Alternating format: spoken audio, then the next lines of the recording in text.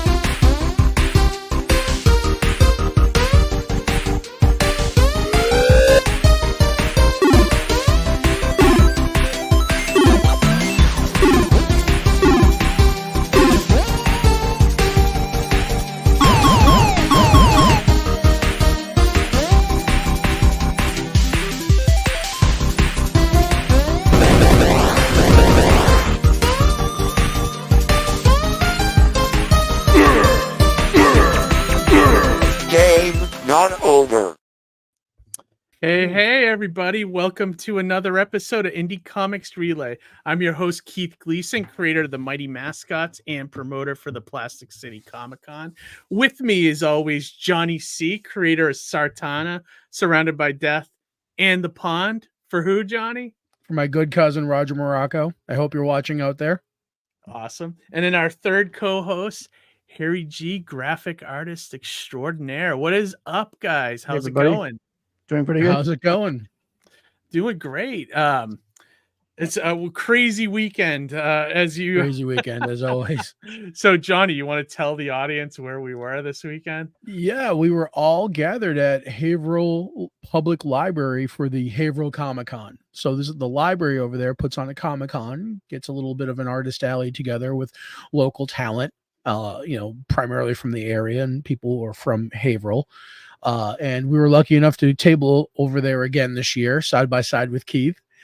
Every year, it's so much fun, whether it's, we do good business or just seeing people, networking opportunities, things of that nature. It's such a good time and such a good show, and it helps benefit the library. It puts people through the doors at the public library where they may not otherwise do so. Yeah, no, I mean, I love that show. There's like, there's the big cons and then the small cons. And I don't know, this show, like, I've been doing it probably about 4 or 5 years now.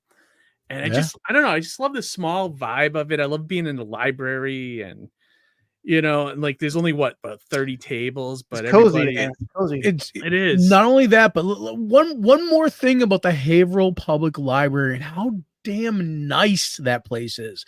How many libraries do you see that have like a little koi pond in it? I know.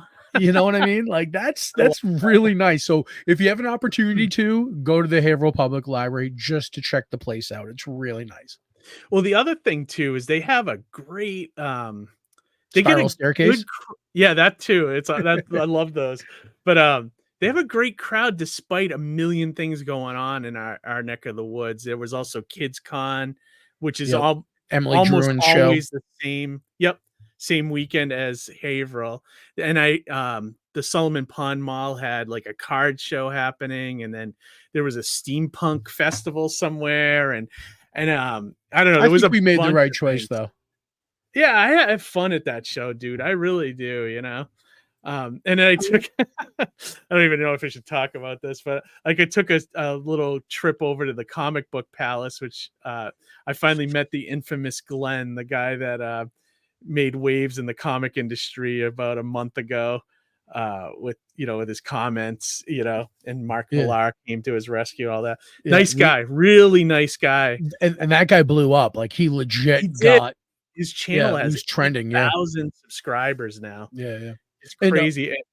I was just gonna say one more thing about Haverhill is that there's very few instances where we can get me, you, and Harry all together. Yeah, and that was Haverhill. great. We were all together, and that was awesome. And the thing is, I was very, very hesitant of joining you guys because of what happened during the week. I mean, I celebrated a birthday. It was busy. It was a very busy week. So a birthday, and I was robbed. Of $200. I had my debit card, bank card skimmed at a skimmer or whatever, and somebody took $200. And the funny thing is that whoever it was is in Haverhill. So I was afraid. So you wanted to go back to the scene of the crime. Well, I was like, well, right. Should have went up there like Death Wish, Like... Well, yeah, right. Or what's his name? Equalizer or something. I don't know. But there's no rich C words in Haverhill. Yeah. Well, I was afraid to spend anything, use my card at all because I didn't want my bank saying, because before I was right at the bank the day before and we were reviewing my my debit history, my card history. It's like, oh, you've never been to Haverhill. I'm like, well, yeah, I haven't been there in many, many years. But the funny thing is tomorrow I'm going to be going to the thing, So I was afraid to use my card and have them say, aha, you were in Haverhill. I know so I didn't want to do that. But you just have to show up with cash. Yeah, right. Yeah, right. Cash is king. Right, exactly. Well, and another cool thing over the weekend, actually, what I think it happened the day Harry showed up at Haverhill, we finally hit 1,000 subs on the Indie Comics Relay YouTube channel. Finally, after 4 years of doing this, this is finally Valhalla. Yeah, that's why I felt I'm that dead I should now. come down there and join right. you guys. And much like I said earlier, nothing's changed. It's like there's still the same show, nothing new, Yeah. But we do have some funny video to commemorate this occasion. So without further ado, let me play this bad boy. Let's roll that footage. Created by my wife as kind of a funny nod to us making 1,000. Big shout out to Amy for that. Yeah, absolutely. So here we go.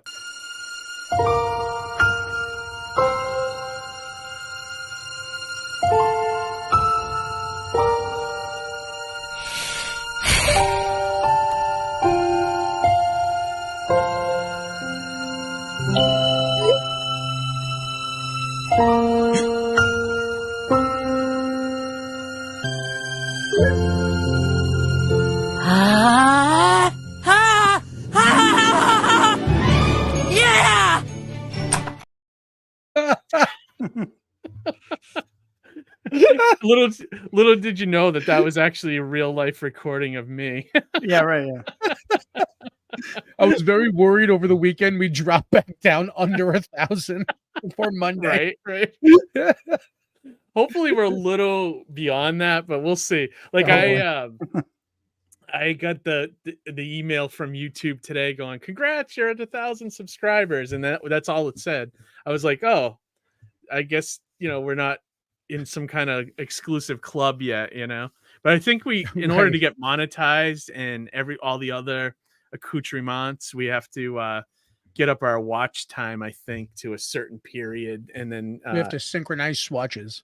Yeah, exactly. So there's all these clicks and buzzes you got to check before YouTube actually monetizes your show. So, but congrats, gentlemen. Well, yeah, thank you, Doctor. Yeah, Doctor. Actually, one of the things I went to on Friday, my sister graduated, so congrats to her. She became a doctor, so Oh, she's an actual doctor. Oh, Doctor. no kidding. That's for real. great. Yeah, that's pretty cool. Yeah. That is really cool. Yeah. So I'm excited. So tonight's guest is somebody we've never had on the show, so I'm excited to get to know him. And then also there's a slight chance we might see our old pal Joe Catapano show up. I screwed up. He had wanted to come on the show because he has a campaign, Star Circuit Chapter 2, and I had put the schedule together and I put him on next week's show, not realizing that the campaign ends this week. So I gave him the link and I told him, to come on the show if he sees it. But I don't know if he'll see the message in time, before the show's over. Well, if not, I might do a Wednesday surprise show. Cameo. Yeah, if it'd be a great surprise cameo to see him. Yeah, like when you go to a Marvel movie and you see a character show up in a movie that you don't expect, it'll be like Joe popping in. Yeah, exactly. So without further ado, let's bring in tonight's guest, and then we'll say hello to the chat, and then we'll get the show going here. So without further ado, tonight's guest is Johnie B. Hey guys, two Johnnies. It won't get confusing at all. Yeah, right. In case you guys didn't know, there actually is a secret society of Johnny alphabets where there's a Johnny A through Z. We all get together. So me and Johnny B, we've crossed paths before. Yeah, we don't invite Johnny A anywhere. Yeah, right. He thinks he's top dog. He's a real A. He's a real A. We can't actually account if it's if they're legitimately there because we all have to wear masks. Like some secret serpent society. Yeah, right. Like you guys are like the Illuminati. The Illuminati of Johnny alphabets. You're not the first to equate that. Yeah. Awesome. Well, thanks for joining us, Johnny. We're looking forward to getting to know you here as a creator. Before we get into that, I just want to say hello to the chat. We already got a lot of comments coming in. I think we should one of the things we talked about during the convention when we all got together. We had many different conversations. We were not the debate of who was better, Mr. Roper or Mr. Furley. I think we should ask the crowd tonight to see what they think. I mean, I know how you guys feel. You guys are Roper fans, but because he broke the fourth wall. Is that what, I was Mr. Furley actually because I grew up Furley. with him. See, but I agree with you.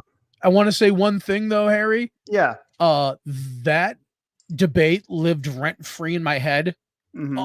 Since the show through today. I saw that you uploaded like every episode of Three's Company. Keith, it was like a plague. I had Norman Fell and Don Knotts just kind of kicking around in my head, and it was just like debating. I was like, because I said Mr. Furley because that was the era of Three's Company that I remember watching the most of. So I was kind of like past the Norman Fell part. But then I saw the video that Harry played and I'm like, was I wrong? Am I, is it actually Norman Fell? So I had to do a little bit of deep dive. So I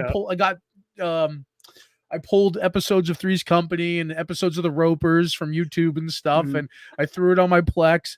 And I'm going to do a deeper analysis, but I think Harry might sway me. I think Norman Fell might actually be better. No, I think actually... I think Norman Fell's better, but... I think actually I'm Cam Furley because Norman Fell... they both have pros and cons, but Norman Fell had that look, that ice blue, whatever you would call it, that ice, that look, but Furley though, he was like, you found him in like different like funny situations, like in a barn, hiding from like a guy wanting to kill him, or he was at the Regal Beagle many times. Like, Roper never really left the area. Mr. Furley was doing what Don Knotts does best. You know what I mean? Yeah. Right. Johnny B, do you have an opinion in this debate? The only thing I remember about Three's Company is Mr. Roper. So okay. All right. Yeah. Well, I look at it this way: Mr. Roper, Mr. Furley, none of them compared to John Ritter personally. But right. So, furthermore, part of what helped kind of this debate live on in my head beyond Haverhill Comic-Con was that I love to watch Comet TV. It's a syndicated channel, and they were running a Buffy marathon yesterday. and I just happened to catch the Buffy the Vampire Slayer episode where John Ritter John was Ritter, playing the that's a great stepdad, one. and he was a robot. Head. And he was a wow. robot. Oh, it was so good. It was so weird. good. It was a testament to how good of a comedic actor he was. Because Yeah, when the he's robot great started in that. glitching, he was just going off and going like full-blown John Ritter comedy. And it was just great. Yeah. He's always good when he kind of plays a villain like that too. Because you remember he was like kind of like the bad guy in was it Bride of Chucky? One of Bride those. of Chucky. Yeah, yeah. It's like the nails to his face, and he looks like Pinhead at one point or something. Yes. Like, Yeah. Yeah. but I remember he was sort of like, you know, that character you want to die in those movies. Yeah. And, wouldn't call him a villain necessarily, but the asshole of the movie, I guess, or Right. whatever, you know. But also very against what you'd expect from him as Jack Oh Tripper. yeah. You know what I mean? Yeah. I mean, don't get me started. I could talk John Ritter. Yeah, I'm curious to hear what the audience thinks. Yeah, I'll I'll be scroll watching. through the chat. Chime in the well, comments. Chime in whether you guys like Mr. and Mrs. Roper or Mr. Furley better. Yeah, right. I gotta go with the Ropers personally, Mm. but Johnny's on the fence, and Harry is Mr. Furley, and I gotta Johnny go. B I is think Furley, Mr. 'cause Roper. he's also a legend too. Like he's Mr. Limpet. You know, come on. Yeah, I mean, she's no, like. I'd Barney say he was a Fife. great replacement. He's Yeah. like a good, you know, he's like what's his face to, you know, like Van Halen, like I thought you were gonna say Bewitched, the Darrens. yeah. Oh, You know, like David Lee Roth, and then, you know, was Sammy replaced Hagar. Sammy Yeah. Hagar. Some Yeah. people And would contest Sammy Hagar, but I'll let that slide. But I would say he was almost, you know, like there Well, was no Hagar- Roth. Hagar's still rocking though. He's still or Hudson, Massachusetts, Nuno Betancourt, Yeah, who came in after Sammy Hagar. right. But that wasn't that one was not received well. No, and it was unfortunately the only time I ever saw Van Halen. oh wow. Oh, that's Yeah, it was a funny. shame. Wow. Yeah, so let's say hello to the chat. As let's go. always, Let's do we got it. Amy joining us. Good evening, everybody. Roland in the chat. We missed you this weekend, buddy. Let's go, he says. What's up, Roland? We got Brandon from Dismay Comics. Hey, man, haven't seen you in a while. Hey, guys, what's going on? Let's see. Sebastian is in the chat. Hey, Yeah. he was What's on up, last week. Sebastian? Yeah, he was on a show last week. Good to see you, buddy. Oh, my God, look who's live with us. Roger Oh my God, Maraca. the man, the myth, the legend himself. You know, it's funny. This was, this past weekend, the Haverhill show was my third weekend of Comic Cons. The first two I got to spend with Roger. So Roger came with me to Chicago, and he came with me to Saratoga. It was real fun, and I almost had a little bit of FOMO. I missed him this weekend. I had him 2 other weekends in a row. Well, I hope like some of the other shows we'll all be at. I'll see him, with you. Oh, I'm sure he'll pop We in. can catch up. President accounted for in the last few months have been watching on reruns. Oh, it's cool. Yeah. Well, that goes to show that people are actually watching Beyond Live. It's nice. Yeah, it's great. I just missed it too. I'm guessing missed he's you, talking about Roland. Haverhill.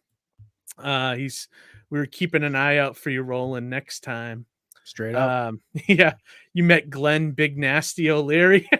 He's talking about the guy from Comic Book Palace. He was a really nice guy. I know. I talked to him for about 5-10 minutes, and I don't know. He was. I don't know. I kind of dug him, but hey, well, let me take a break from the comments because somebody just showed up in our back room. Joe, are you there? Oh, he might be. He'll be back. His I think name's he not Johnny logged Busa. in And he pops in. Yeah, he Sorry, I was logged in and muted. literally popped. Oh, there he is. There you Joe, go. what's up? Thanks for. Man, I've been having so many troubles right now. It's Are you crazy. really? Do you? Yeah, you it was have a few like minutes, or- everything in the book was thrown at me in the last 10 minutes. Oh, geez, dude. And I don't know if you saw what happened. I when I put the schedule together, I think because I was trying to schedule 3 or 4 people at once. I put you on next week's show instead of this week's. So then and I was like, when you messaged me like an hour ago, I was like, oh shit. And I went and checked your campaign, and I was like, shit, it ends in 4 days. So I was like, definitely come on, no matter what. Like just yeah, help you out. And then I felt bad because my computer just like went through even StreamYard was having troubles for me. But yeah, it just took 20 minutes of calibrating. But yeah, you seem fine now. Like it seemed. Yeah. It literally was giving me the spinny wheel for 20 minutes. That spinny wheel, man. That thing can be brutal. Well, you got here just in time. Oh, yeah. Happy to have you, Joe. Welcome back, Joe, man. I know it's been a while. We're in the middle of a debate, and we're going through the chat right now. Yeah, so we'll put it to you as well, so we can get your opinion. Mr. and Mrs. Roper or Mr. Furley, who do you prefer as the landlords on Three's Company? Oh man, I was trying to now because I'm just out of the age range for really knowing that show. Man, did you ever watch it? I did. It was like Nick at Night or something for me. It was like afterward. Man, I really don't have an opinion. I'll skew the numbers. I mean, Mr. Roper is kind of like comic book related, related because he's like Deadpool, the original Deadpool. Right. He broke the fourth wall. And Deadpool is really just Bugs Bunny anyway. Yeah. Right. Yeah, pretty much. Yeah, just like controls the whole stage. Yeah, controls everything. Yeah. Well, it's all right. We'll let you skew the numbers, but let's go through the chat real quick, and then we'll get to these gentlemen here. Johnny Cash is not king in Chicago at the Hyatt.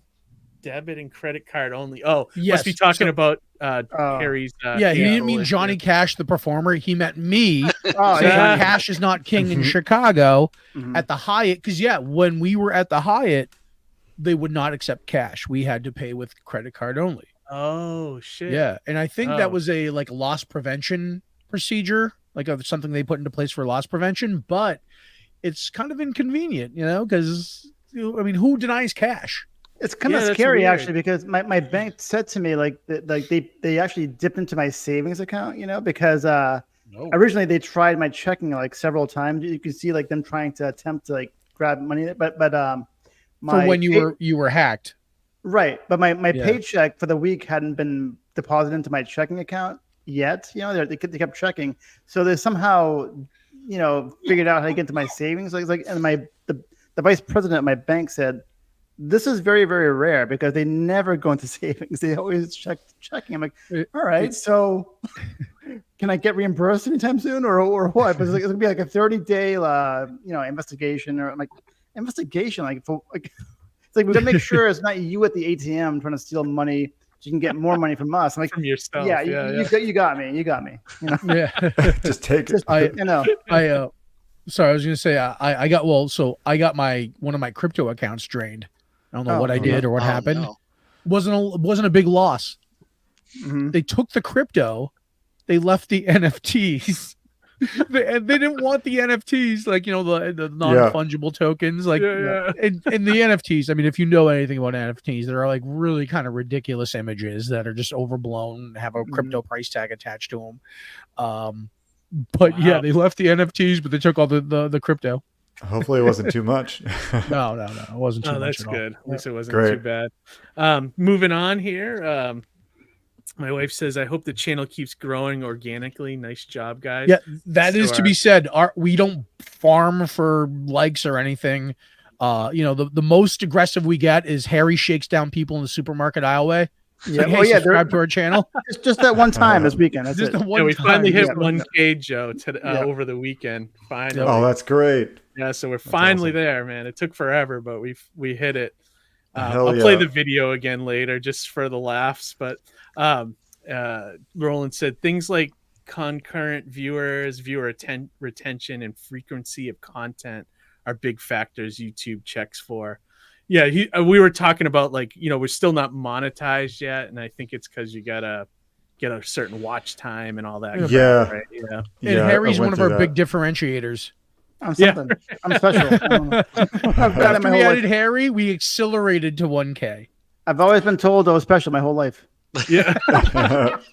And here's a question for the Johnnies. Roland wants to know if you guys know his dad, Johnny M. Well, we're in mask at the meetup, so we're sure. Did you go down to Tucson anytime? You never know.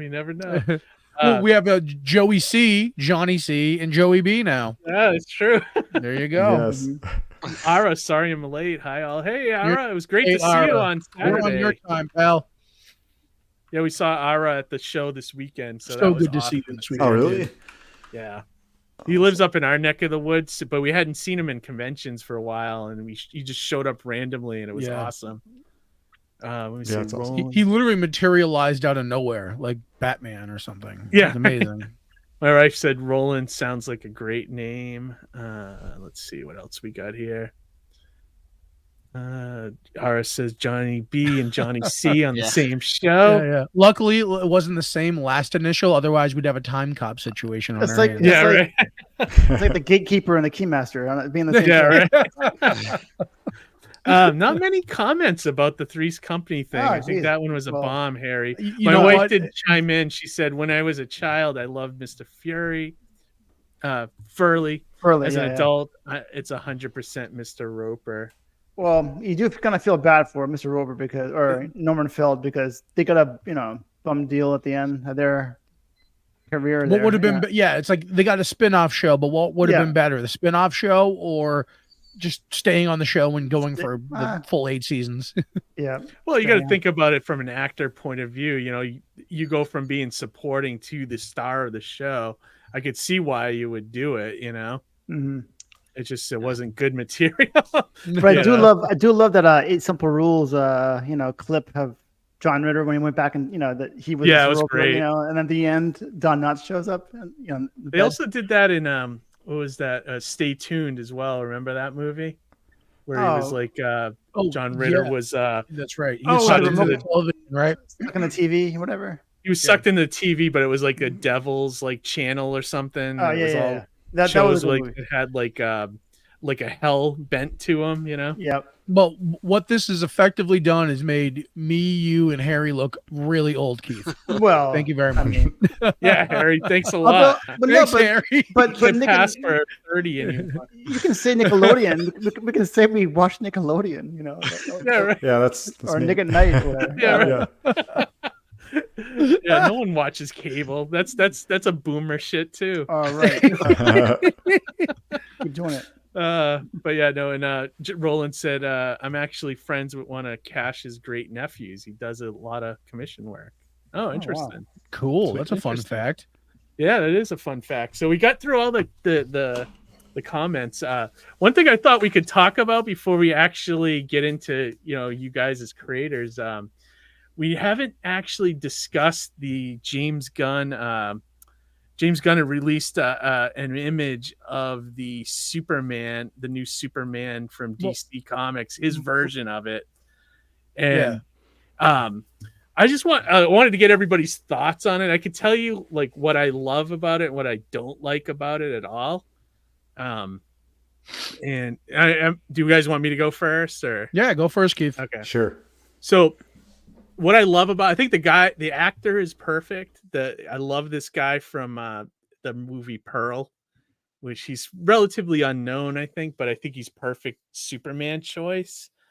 The suit looks okay to me, although I don't like, this looks like it's kind of like the high collar. Well, it looks like it's burned or something. I don't know what that's all tarnished. About. Tarnished, yeah, or something like that. But the thing I don't like about this image, and it's, I'm hoping the movie has nothing to do with this, but I hate how it looks like it's a chore for Superman to get dressed and go fight whatever crime is happening in the background. Like that's the one thing that bothers me about this. And like I get the intent behind the image, which is to humanize Superman and make him like on our level, which he's a character that's hard to relate to begin with, but I don't know if this is the right way to treat it. I don't know. Let's hear some of you guys' thoughts. So I'm going to kind of repeat what I said this weekend, because my main beef with it is that it's tone deaf to the character. And here's why. Cool, he's putting on his boots, whatever. Yeah. The suit looks tarnished, like he's been through hell, whatever. I know the character of Superman that there wouldn't already be a beam in the sky where he's not already up there. Yeah, right. Fucking around, trying to get that thing figured out. Like, he wouldn't be putting on his, there wouldn't be a beam shooting across the sky already where he's still putting on his boots. That's all I got to say about that. Yeah. And this Harry? is gonna sound kind of weird too, but has Superman ever got dressed in front of anybody? Like, he's always like just torn his shirt off, and like somehow he has the suit on already. You know, he just or he just jumps into a phone booth and spin, or a turnstile.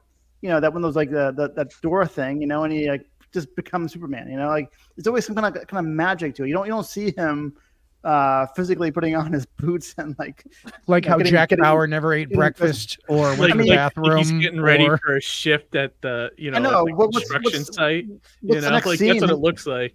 Is he going to be shaving in the next scene, or is he going to gelling his hair, like curling his little curl in the front? Yeah, complaining that he has to go to work after, you know. Yeah, but also Keith, I threw on like a link to the top 21 or 20 fun memes or whatever. Oh, okay, yeah, I pulled like the first one, but yeah, there are variants to this picture, so it's kind of funny pictures. He just looks annoyed, like this again. Yeah, right. Like that's a really good from Johnny. Yeah. When has Superman ever been like, I gotta save him again? Like, yeah. Yeah, I think Joe? You guys are right. I feel like to round everybody's comments into one thing, it's like the storytelling is off here.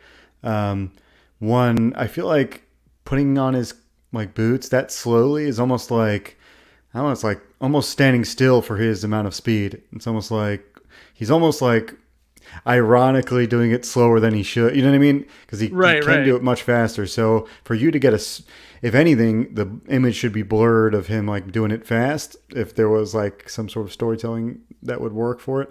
But yeah, I think overall the suit is okay. I wish it was less.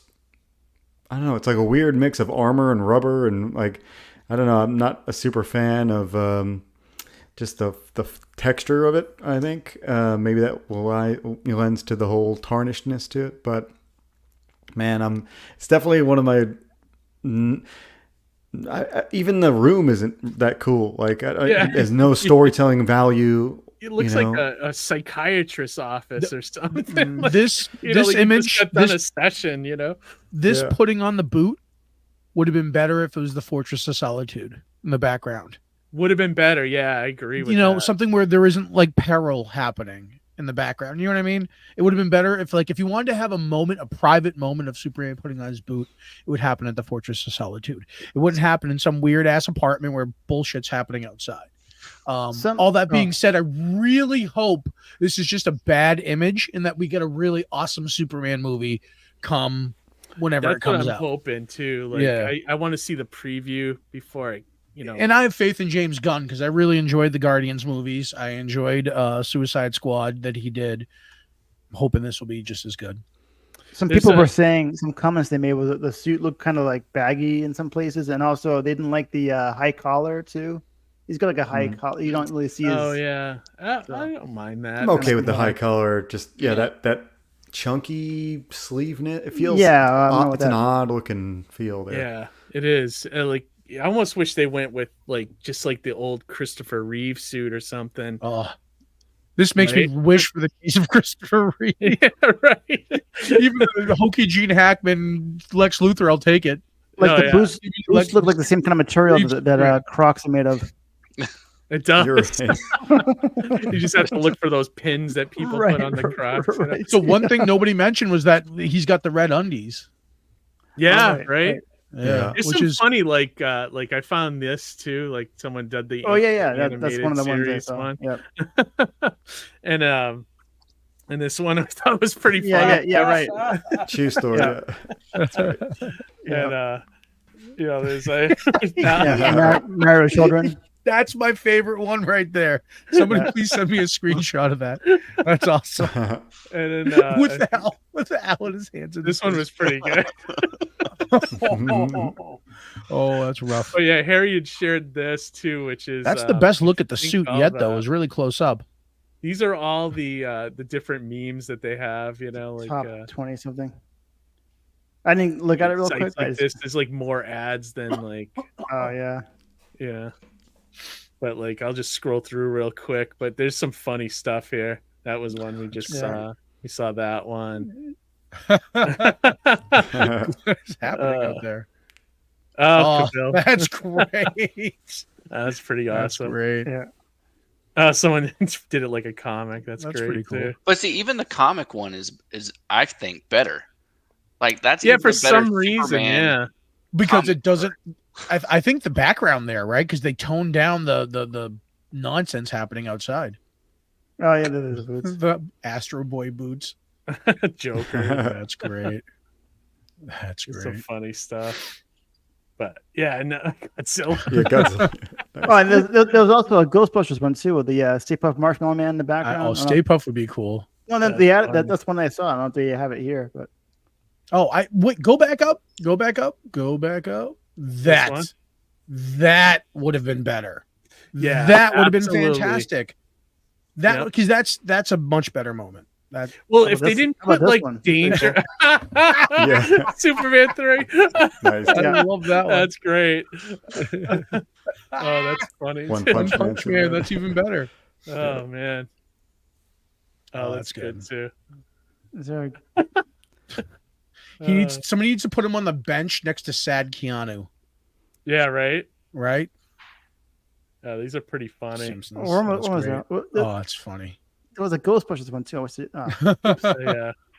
How many of them are here? Oh, these are all the different 27? ones. I think that's it. That's it. Yeah, but yeah, man, somebody's got to do the funny. Keanu one for me. Yeah, that's great. That is great. I mean, I love when people run with the meme stuff. I think the best one is the Superman 3 one, actually. Oh yeah, it was real good. I like Daily Planet in the background. That should have been the image. It should have been like nothing happening in the background would have made that image work a lot better, I think. Yeah. And who knows what that's from too? Did they say what that scene was from, or maybe it could be from anything. It could be like dreaming that or something. Who knows? Like, yeah. I think the sitting down and putting the boot on is the worst part. And like if he was running out of a phone booth and that background was happening or something like that, it would work so much better. It didn't match. It didn't match up. Like they didn't really think things through there. Yeah, honestly, I don't. I almost don't like any of the concept of the whole thing. It's just not. It's not anything that like. There's no redeeming qualities for you. Yeah, he wouldn't be sitting. Period. Yeah, there's no sitting, no dressing. Right. Not like it's weird because he's nonchalant and the world's like being destroyed. Right.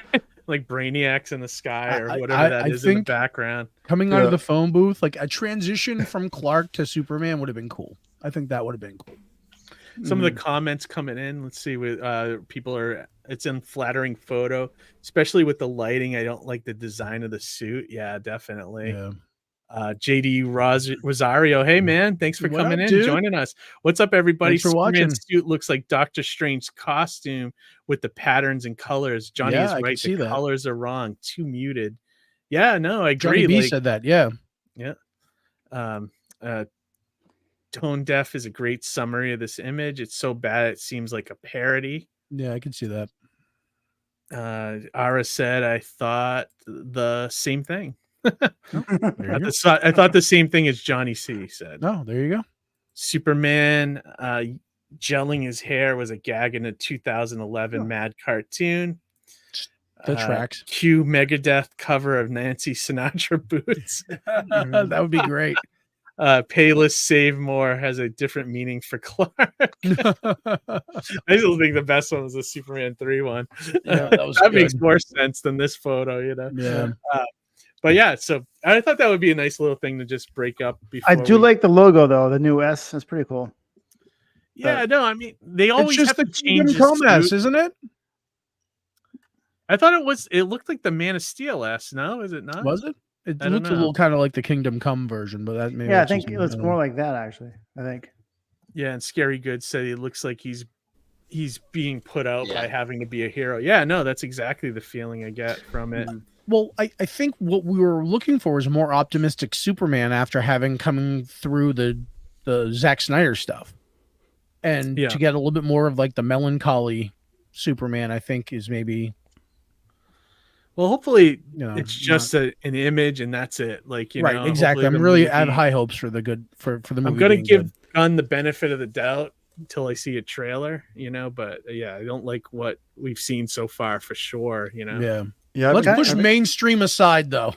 We're Let's gonna stick say to mainstream and sorry, Joe, go on. I was gonna say I haven't seen anybody say this, but it seems like the background's like AI too. Like everything is composited like an AI way. Even the effects in the background aren't great. The room looks like almost like it's CG in some weird way. It could be. You know, could be.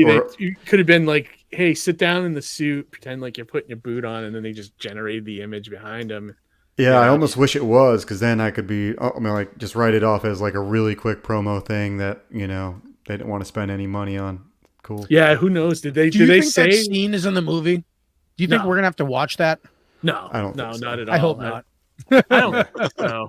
If it is, it's a weird thing. I think, you know. Also, James Gunn kind of looks like one of the Mythbusters. Not Savage. Is that his name? Oh, he does. Yeah. A little bit. Little vibe. Yeah. I think we spend way too much time on the mainstream stuff. Come Z shape, which he hates. Yeah.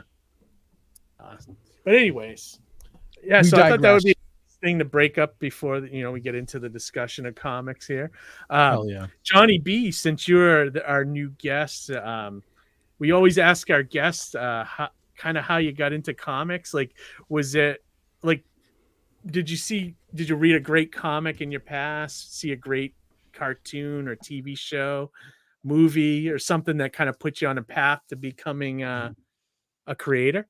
Yeah, so that's a great question. The first comic book I actually remember getting is a Spider-Man comic in like the 90s, right? And I really liked comics as a kid. A lot of us probably liked comics as a kid. But I really fell in love with storytelling. So I went actually to school and things pursuing videography and filmography and all that kind of stuff. And so I really thought I was going to go more into that mode. I was never considered a strong writer in school, and a lot of teachers discouraged my writing growing up. But then just something kept drawing me back. I kept writing story after story after story after story. Okay. And so I wrote a story called The Journal, and I was trying to figure out how I was going to turn that into like a TV show or a movie pilot kind of thing. And the more I just tooled around with it, the more I fell in love with writing for comics, because when you do screenplays, like there's very rigid rules and everything to the writing. Whereas with comics, it's just basically when you write a comic, it's just a letter to your artist, right? And so I just fell in love with just being able to write for an artist, and then the artists interpret that. So that's what got me started on it. And that was, I think my first comic book was in 2012, maybe. No, I started writing it in 2012. My first comic book came out with COVID, which was a great time. Okay. It was a great time. Yeah, I was about to say that's a great time to premiere. I couldn't go into any conventions or anything, so I'm just out here running Kickstarters and like doing little small pop-up comic shop shows and stuff. So yeah, that's really it. I just really like the freedom that writing for comics gives me. So, and I have so many stories and so many ideas. I absolutely love the way you put that. Writing a comic script is like writing a letter to the illustrator. Like that couldn't be more hitting the nail on the head. Like that's so perfect. And I think back to all the screenplays I wrote and how I always focused on the character and the actor and the dialogue, and having to write for something in lens versus on page. And it's so different. It is. I mean, so different. It's similar in the sense of just like the flow and the script and storytelling, but it's different because you have to be mindful of an actor reciting words versus laying it out on the page. And I love the way you wrote it, because I think back to even the scripts I wrote to my illustrators, and I just throw down references like this page of Sin City, trade paperback or whatever, like this scene from this movie. You know what I mean? So I love that. I love the way you put that. Oh, thank you, man. Yeah, I really believe that. I think that the collaboration that goes in, because I can draw. I do fan art here and there, but I'm by no means, I can't do sequential art. I can't draw the same guy twice to save my life, probably. So the collaboration skill. with the artists, it is a skill. And it really, when you look at comic books, you're getting per page like 6 to 8 individual art pieces, like it's crazy how and mainstream how little that goes acknowledged. But I just really like the collaborative feel of writing, and then the illustrator coming back like, what do you think about this, and like tweaking characters the way they look and like dialogue and everything. So it's definitely like, it's so different from making a movie. Like, I think me and Johnny, and I don't know, possibly Joe, have like backgrounds where we were kind of wanting to be like, like do movie stuff or video kind of stuff in our past, but then kind of found comics too. Yeah. Johnny, I know that was with you, but Joe, I can't remember. I thought you had something with videos in your background. Yeah, I started with computer animation, so I was doing CG stuff, and that helped the day job thing. But yeah, you're right. It's I kind of transitioned. Well, my first dream job was continuity director, like script supervisor. That's what I wanted. Okay. But, just didn't. Did you ever get anywhere with that before you? I did a couple. No, I did a couple music videos for local artists and things like that. Worked with a production company, and then I've done a lot of like marketing stuff. So like little videos for marketing and digital marketing, things like that. But same thing for me. I did music videos. I did web series. I did that really shitty horror movie that I'm very proud of. I actually have a YouTube web series too. That's right. Oh, do you really? We do. I do too. I did improv comedy for a while, and so I actually did a whole improvised web show. So. Oh, that's cool. George and Connor did the same thing, Keith. We should do an episode where we air one of our shitty web series episodes. We take the worst one and we all air our worst episode. Oh God. Beautiful. Like some of those Hero Envy ones, I think I'd be definitely canceled for, because some of the jokes in there are who cares? Really, we have really a little disclaimer at the beginning. One kind of joke humor. Yeah. What's that? We just have to put a disclaimer at the beginning. Yeah, right. Like when they air like really poor taste Disney cartoons that have like way racist things in the happening. Yeah. Also, Johnny B, what teacher would discourage you from writing? I don't understand. Oh man. So was it because it was comic books and scripts and stuff like that, or no? It was just I'm dyslexic, so I'd mix up words and things like that. But really, I was kind of a shit kid. So, teachers just didn't like me. I'm right there with you, man. I'm the same. Wow. Okay. Same. I became a much better adult. Well, that's good. I mean, I think tons of people would agree with that. It's not how you start; it's how you finish. It's the legacy of the Johnny alphabet. We're really shit people in the beginning, but we kind of we're like a good wine. We refine over time. Yeah. I've done my time too, Johnny B. So don't feel bad, man. It's the plight of the Johnny. Yeah. It is. Goes with the name. Johnny be good. Heavy's the crown. I just can't picture Johnny C being a shit person. Are you fucking kidding me, Keith? If you looked at any photo of me in high school, I had a scowl on my face. There's not one photo where I was smiling in high school. I was a fucking angry kid for no good reason. Oh, man. I didn't know you that. Like, I've only seen this version of Johnny, so I think you're getting a way better version. It's the same thing, Johnny. See, people that didn't know me in my past, I tell them stories about my past. They're like, no, there's no way. Yeah. I'm like, yeah. I'm not saying I robbed banks or hurt people. Well, maybe I hurt a few people, but I mean, I'm not. I wasn't that bad, but I really wasn't a savory person. Yeah, I actually use makeup to cover up my my teardrop tattoos. Harry actually served time. Right. Harry's the most dangerous out of all of us. Yep. He's just so. It's the one you suspect the least. Lethal weapons. JD Rosario says, "Ain't nothing shitty about Johnny C except the part about being a Pats fan." It's hard being a Pats fan right now. All right, it's really hard. Right. But we'll see what Yeah, happens. thank you, Harry. Yeah.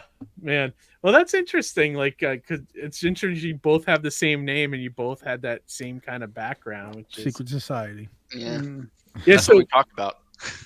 and so Johnny B, like, when you found out, like, when you wrote your first comic script, was it like a light switch went off and like, this is where I gotta be? Or Yeah, it really kind of was. So I actually I started writing it as a script, but then things weren't working out, and I was like, you know what? I've always liked comics. I've always liked that story style. Let me try to put it like that. And so I did all this research on how to do page breaks and panel breakdowns and all that kind of stuff, and then I just started writing it. Like, I hand wrote my first comic book, and then found out I had to go back and type it as well so that I could actually send it to somebody. But yeah, and then once I made that first one, once you make your first comic, and I don't know, maybe this is true across the board for anything that you create, but whenever I held my first comic book that I had written, I was like, this is it. Like, this is all I want to do in my spare time. better and better as you go, you know, the more you do it. Was that like for you, Joe, too? Because you went from computer animation to comics, right? You found. Yeah, I got a little bit of a different story, but I since I'm an artist first, so I was trying a long time for just making good art is tough, and it's kind of why I go by Good Joe now. I kind of like made it my own brand of like, you know, it's actually really hard to make something good, and yeah, for a long time I was just like trying to submit and get better at that, and then by the time I got decent at that. I was already, you know, once you invest years into it, you're like, you just know. So by the time I held my own comic, Star Circuit, in my hand, it still was like the best day of my life, but still, you know, I was settled a little bit. Yeah. So. What a great feeling, though. Yeah. Was that Star Circuit your first comic you ever made? Yeah. Cause so I self-published my one and only comic. I did a lot of other art and a lot of other like one-offs. Okay. And I had other published stuff. But it was the first time I held the one that I actually had. I'm in like a couple small anthologies that I can't find. That's how small they are. And I've done a lot of contests. So, but besides that, yeah, it was cool to hold Star Circuit the first time. It's like, it still is one of my favorite memories. Yeah. That, I mean, for first issue, that's pretty impressive. You know, like you would never. Very impressive. Well, that's what I mean. Cause like I spent, whatever, 5, 6, 7 years probably only getting up to that point. Yeah, trying to not even make Star Circuit, just make decent art, you know. And then I got to the point where I have to learn a little bit of writing, so it took another couple of years. So by the time I was actually holding the book, it was, you know, I was a totally different person, you know. That's interesting. Like, did you struggle like with what Johnny was saying about like going from being like a cover pinup guy to like doing sequentials? Did you struggle with that at all? It's weird. I kind of got into drawing in the first place for comics, so I've always the sequentials were always a part of it. I never was like a fan art person. That's why I started. I was actually, if anything, a concept artist before I did comics. So I was doing a little bit of that. You know, when you go to computer animation school, not everybody's the best artist. A lot of people are technical artists. And so I was one of the better traditional-ish type artists. And because of that reason, I drew some of the concepts. Just, you know, CG guys need just a little bit of a concept to get some of the 3D stuff going. Yeah. And so I'd do that. And from there, I would, you know, after college, realize, oh, man, it'd be cool if I actually, you know, put a lot of time into this and gear toward for comics. So it's an interest. I'm a little bit different, I guess, in that way. Yeah. Yeah. No, it's interesting because you look at Star Circuit, and I would swear you were doing comics for years. You know, like it's that good. Well, that's what I mean. I technically was just unknown. Just not actually making one, but like doing the skills. Right. there. Yeah. You So know what it that- was? It was like he was being Mr. Miyagi, where he had to paint a fence, and he actually learned karate in the process. Right. So Pretty he was much. doing something that was a proxy to comic books, and then he goes, "Oh, wait a minute, I'm making comic books," and then he won the All Valley shortly after that. That's right. The kids call it going monk mode in today's world. So I pretty much was monk mode for like 6 years, and then came out of the monastery or whatever. As You a guys- master. You The guys are blade was almost sharp. Oh, sorry. You guys are almost opposites. So you're Joe. You're like a artist that can write, and Johnny B, you're a writer that can draw. You know, it's kind of funny. Yeah, it's actually in my bio for Twitter. I'm Oh. a comic artist that learned to write. Yeah, Not the other way. That's Nice. I kinda like cool. that. I like You're not a that. bad writer though, Joe. I've read the Thank you. first Art Circuit, and it's I appreciate pretty it. good. Like, did it take you a while to develop that skill? Oh yeah, I woke up early as hell every day before work for like a year and a half, just banging my head against the wall and trying to figure out like how to put scenes together and what makes things not so boring. And I can think it just over time it just came together. And there's things that I don't like about book one, but overall I think it reads pretty well, has decent pacing. And moving into my book two, like I really improved a lot of that. Yeah, just can't help but like try to fix the things that were problems in the first book. Right. And pacing was one of them. So I think like moving forward, like obviously it only gets better, but Star Circuit is it's Nice. like it has a natural fit for the fast paced type of panel work. Yeah. Well, I mean, I learned I wouldn't say I'm like a writer either, a great writer, but like, like I learned just by studying how like a movie's put together. Like like when you watch a Maybe me. movie, it's like how do they string these scenes together?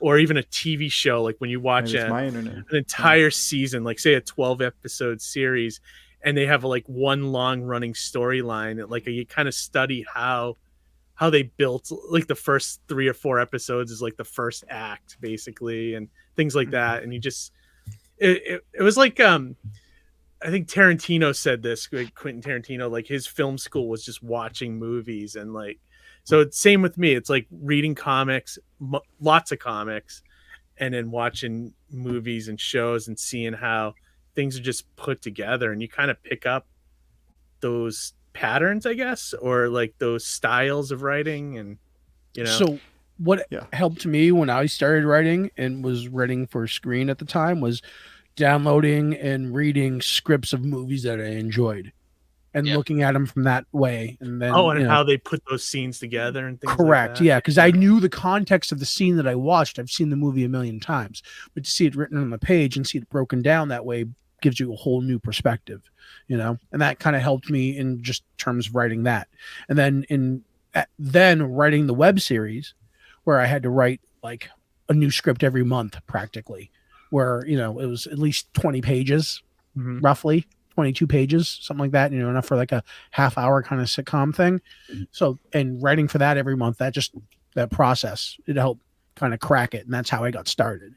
I don't know if there's the same for you, Johnny B.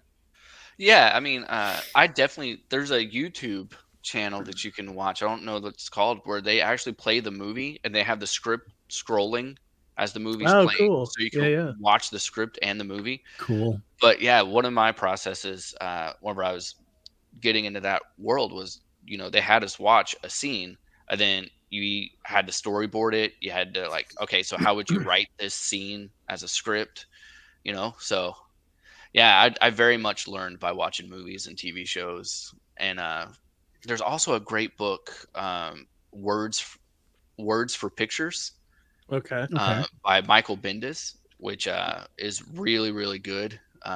Where he talks a lot about writing scripts for comics and how that process works. So That's for cool. books, I was gonna say there's I was doing in my monk times. I was doing these director's cut comics. I don't know if you've seen those, where they like include the script, they include like the artist edition. Yep.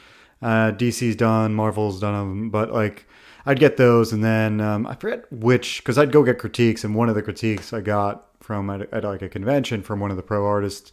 I wish I could remember who told me to do this, but essentially get one of those books. Don't look at the pages. read the script, make the few pages, and then you're able to compare your art to their art, their sequentials. And that way you can kind of see like, oh, how did they make their choices from the script versus something else. Oh, very Highly cool. recommend this one, by the way. Sorry, Joe. I didn't mean to step No on worries. you again. But Right yeah, highly or recommend wrong. from friend of the Dirk show, Manning. Dirk Manning. Yeah. This is So he actually wrote a second book? edition of the book. Yeah. This is the second edition version of the book, so it's a little bit more expanded. It's put out by Source Point Press now. Before it was put out by Caliber. Okay. But awesome book on just learning how to write and just perspective and Or how to you know. write like a comic, basically, or just write in general. Or so it focuses on comics, but it's also kind of like a general as well. But great book to have. Okay. I'll have to pick that one up. Putting it down on the list. At Yeah. at conventions, I actually sell my scripts as well, so you can buy the book and the script if you want. So you can do one Oh, of that's those director cool. things. Do you get a That's lot? cool. Do you get a lot of nibbles on stuff like that? Or A lot of people will buy the script. I mean, I price it at like $1 or $2, you know. okay, yeah, just as So- like because of like an extra thing. Yeah, and a lot of people that are like, "Oh man, I really want to make my own comic." I'm like, well, here's how I wrote it, and then you see what it ended up like. Because a lot of times, and this might not be the same thing for you, Joe, since you are the artist, but a lot of times for me, what I wrote isn't necessarily what you see. Like, there's dialogue that I'll completely cut because the artwork just speaks for itself, and I'm like, Yeah. it's just added words for no reason, or like the artist will slightly tweak something, you know. So it's really cool to see the differences between script and book. So Good point. I was going to say when I was doing those exercises of the script versus the director's cut comic that I was grabbing and comparing the artist, what they actually drew to what the script said. Sometimes I found in those exercises that like the artist did something completely different than what the script called for. It was like they must have had like an email conversation or something to get what he drew. You know what I mean? Instead, so that sounds kind of what you're talking about there. yeah, It's always been something. Oh, sorry, good. No, you go. No, it's always been something I've always been interested in, and yeah, I was asked that question, like, is what you wrote, you know, what you expected to see when the artist finished his drawing, or vice versa, you know. But Joe, you might have you can probably pretty much draw what you write. You know what I mean? You have that, you know what you're looking for at the end. Kind of. Is it easier? Not necessarily. It's almost like the other way around, where like I need to draw it first to flesh out what I'm thinking to write. So in that way, I guess I probably write the opposite than most writers, I'd say, unless they have a different. I know some writers that actually do sketch a little bit, but yeah, that's kind of how I do it. I like to do my breakdowns, like my own breakdowns, whether even like it usually ends up being like stick figure adjacent, but I like to do that because I like to see if it works. Like, because sometimes you write something and the action and all that, and then when you try to relay it to, try to take it from the words to the picture, it doesn't quite work. So you got to kind of tweak it a little bit. Like, so I think breakdowns are really essential when you are writing a comic, to do your own, before you hand it to an artist, just to make sure it works. Yeah, on the artist solo person, I know for Johnny it's going to be a little different. For the collaborator type of teams, it's going to be way different. But for a solo guy, I'm able to, the best part is I got the full vision, full control. So I almost don't even need to worry about the breakdown too much, because I'm constantly changing what I put in what I'm drawing to fit the words, and then fit the words to what I drew, and then back and forth at each stage. So like even after colors, sometimes I rewrite again what's in the panels and what's in the bubbles. Yeah, that's why I like lettering my own stuff, because I often change a lot of dialogue on the fly like that as well. And I always tell writers they should learn to letter so they can just fix their dialogue if artwork doesn't come back quite like they wanted, or or you have some better line that comes out of seeing it. Well, Keith, you and Johnny B had that in common. You guys are both letterers, right? Is that? Yeah, I letter my own comics as well. Oh, you do, Johnny? Yeah. Don't you find that beneficial? I do, and it's exactly what you're saying. Is because I may write a line, and then it doesn't fit with what was drawn, or I write a line and then I go back and I proof it. I'm like, why did I write this? Like, yeah, right. Like, better if it was like this. By the time you get the artwork back, sometimes it's like 4 or 5 months, and you look at the script and like, yeah, you want to change everything, So yeah, You can I make don't know. discoveries too. Yeah, definitely. When you see it laid out, or the artist, even just like like you said, they can make some minor amendments where when you see it laid out on the page, it's like, oh, wait a minute, this dialogue would work better this way. You know what I mean? Yeah. Mhm. We actually talked a little bit about it, Keith, this weekend because you're lettering Jared Brown's book Yeah. and how the art kind of affected the dialogue. Yeah, definitely. And I was telling you why I made certain choices of words to use and things to say based upon the way the art was laid out. Yeah, because you said you You know what I wrote mean? that book like the Marvel style, right? Like what Stanley and where Kirby used to do. Yep. So Jared would give me the page unwritten and then the premise for the page, and then I would go through and I'd fill the dialogue in. Yeah, it seems that we work. I mean, I'm only on page like 12 or something, but it seems to be working out fine so far. Yeah. Yeah, But on the we'll see. lettering front, I think I'm going to try. I technically lettered Star Circuit 1 and then got Eric Weathers to do the lettering Do the lettering for you. Yeah, but I pretty much lettered the whole book like in the best way I knew how. You know what I mean? And it was pretty good. It was not great. I think the polish that he had was great. But this time around, I'm going to see. I don't know. I might have to talk to you guys since you're both letterers, either for consultation or maybe to help me out. or grab this book, Joe, if you don't have it already. Yeah, I've heard from who made that one? Nate. It's Nate Pico. Yeah, right. Like Johnny B, do you have this book? I don't have that book. Highly recommend. It changed the way, almost completely changed the way I letter because of certain things he does and different techniques. I stole it from him at the last Johnny Alphabet meeting. You got it? You got it too, I was John? wondering where it went. Yeah, there you go. It's a great book. I mean, I keep it on this over here for reference for when I want to do something fancy, like when you put sound effects behind objects, things like that. And oh man, sound effects are the hardest thing for me. oh, they are. Because Get this book. This will help you. Like I'm sitting there, I'm like, okay, so what does it sound like? And I'm like making the noises with my mouth. I'm like, what letters are those? That's tough. Yeah.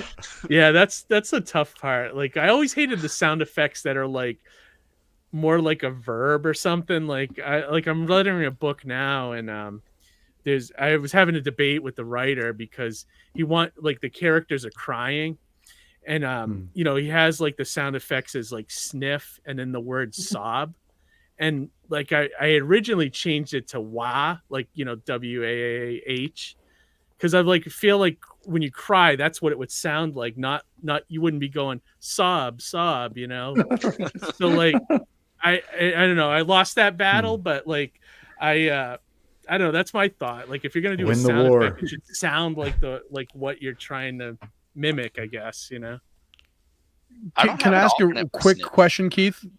What's that? I was just gonna say, what does the person who is writing the material? Do they have an influence in anime or a manga? Could be a little bit. I think it's his first comic too. Maybe there's something to do with that. Wah is more like Peanuts and Snoopy, right? Oh, okay. Snoopy would go like wah, right? Yeah, like but then if you look at like sob and whimper and stuff like that, that comes out of manga and anime. So I wonder if that's like a cultural, generational thing, right? Where people are, where you would atone it more to like wah. Because you're probably more aligned to Peanuts in that era of comic strips, and maybe they could be more anime aligned. What about wah wah wah? Stuff like sob. Yeah, like Charlie Brown's teacher. That might be a Hanna-Barbera era.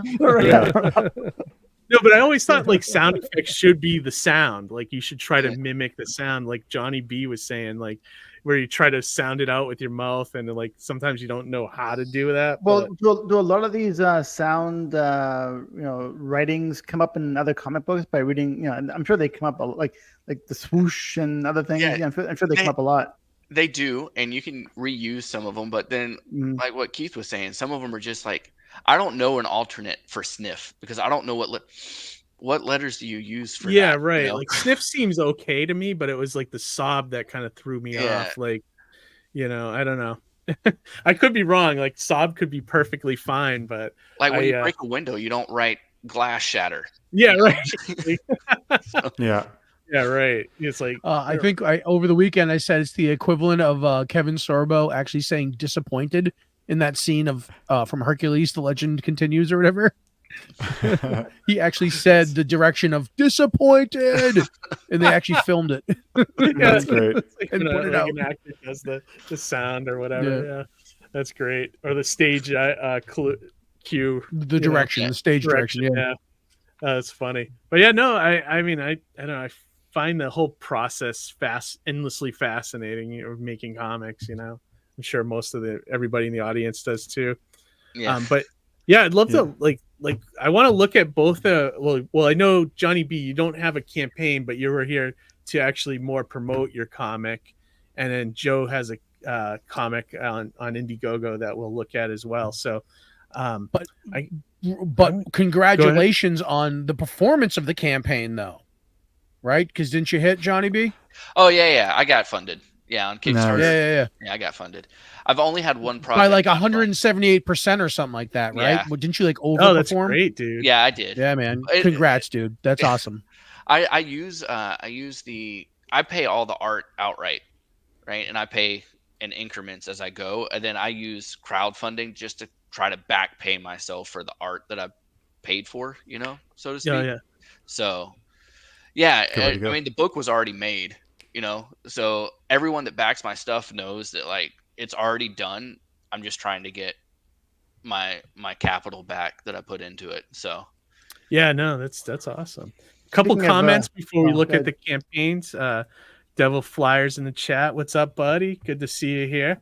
Roland said, I've seen them do that for a couple of clips for American Psycho. I think he was talking about the side-by-side comparison. Strips. Yeah, that's a great movie. And, I love that movie. Shout out to Roland for having jumped out of moving cars, wrestled pit bulls, and been in active shootouts. So either you're a stuntman or you're one of the most badass, dangerous mofos out there ever. So motherfucking Charlie Bronson over here. Yeah, right. My wife said "piffed" is her favorite sound effect. Mine's just snicked. Snicked is good. I And like what is crack-oom. That's one of my favorites. And what does piff to refer to? Is that like a little gas leak or something? Like that, or like a character just being. Okay. I got the wrong meaning. Yeah. Per usual. And as an illustrator first, I use Leigh Williams' technique of keeping scripts simple to make it easier on artists, especially if they don't understand English. Yeah, that's not a bad idea. Especially because I know my artist is in Indonesia, but he seems to be pretty good with English, and so far we haven't had any issues. So I've had it go two ways. I've had artists say I'm not descriptive enough. They want more description, and basically for me to write out everything from the scene. And then I've had other artists just say, give me a gist of it, and then I can fill in the blanks. And I prefer to do it that way. I like to give a lot of freedom to my artists where I can just say Johnny does too. I love this guy. This guy's we go to the same school for real. Well, it's the name. It's the name. He comes into the sushi shop and he's like, I don't want someone to say, well, what's the sushi shop look like? I'm like, I don't know. What does it look like, man? What do you think it looks like? I want you to enjoy what you draw. Like if you're not enjoying it, it's going to show, so I want it to be the artist's favorite sushi shop. Right? Yeah, I want him to put his imprint on there. Like, oh, I love this place in Wisconsin that I go to all the time. So I'm going to, you know what I mean? Like, I want that. I want like their imprint on there. I don't want them to just be doing a gig, doing a job. I want them to put a piece of them the way I put a little piece of me in the writing. I want them to put a little piece of their personal life and their personality in the artwork, even if it means putting their favorite sushi shop or their favorite can of soda on a desk or something, whatever, Exactly. Yeah, absolutely. Roland loves Thwip. Thwip's a good one. I like the whip. Spider-Man's is my good, OG, so Yeah, me too. Definitely my OG. I love Spider-Man. Yeah, so that's great. All right, so let's start with, let's take a look at I have the Dimension Comics website. Now this is the website, or this is the company that puts out your comic. Is that right, Johnny B? yeah. So Dimension Comics is owned by a guy named Jay Gillespie. We're both down here in Texas. Yeah, and he was He's supposed to be on the show tonight, but he's busy putting a comic Yeah. together, right, or something. Yeah. So Dimension Comics is our branding that we go with. He writes and draws Severed Souls, and he's working on issue 12 of it right now. He's finally getting to where he has a whole completed 12 issues, so he's really like focused in on that. I write the Journal and the Matriarch. So right here, these two. Okay. Yeah. And he writes Severed Souls and draws it. And Mean Streak is another title that he's working on as well. Oh, cool. The Matriarch is my latest one. Are you guys so like is it the company just basically you two? It's just us two. Yeah, that's and awesome. so we do a lot of local shows down here in Texas. The biggest one is Comic Palooza that's coming up soon. That's us. You guys right there? Yeah, that's our Nice. booth. He did all the fancy artwork there on the Mhm. back, and Oh, we've wow. grown a at lot that. since that. Like we can't. Beautiful booth, dude. That's a nice layout. Yeah, Oh, it thanks, is. man. Thanks. Yeah. Is that he's done a lot Conan? more artwork. Is that Conan, your artist, or? No, that's Jay and, Oh, and okay. me. My artist for the Journal, his name is also John. Oh, okay. Jeez. He's John H. Mhm. And The then, H. Yeah. I have Conan for the Matriarch. Okay. So Oh, okay. I told him whenever if you scroll down, you'll see that's all the books. All the that we have. books. Yeah. Oh wow, look at this. You guys have So- a lot of That's stuff. a lot of output there. Yeah, so that issue number 10 of Severed Souls, that cover is all done by Pablo Villalobos. He's doing DC and Marvel covers right now. Oh, not that cool. Not that one. It's Did I click the wrong one? it's the one she's like kind of got her legs in front of her there. This one Oh, right wow. here. Yeah, that one right there. Oh wow, look at that. Oh, cool. Yeah. That's a So beautiful cover.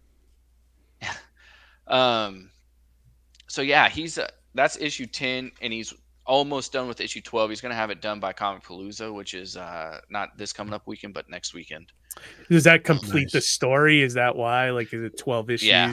It's a Gotcha. 12 issue series. Yeah, and the Journal I wrote is a 12 issue series, but I've only gotten 1 and 2 produced so far.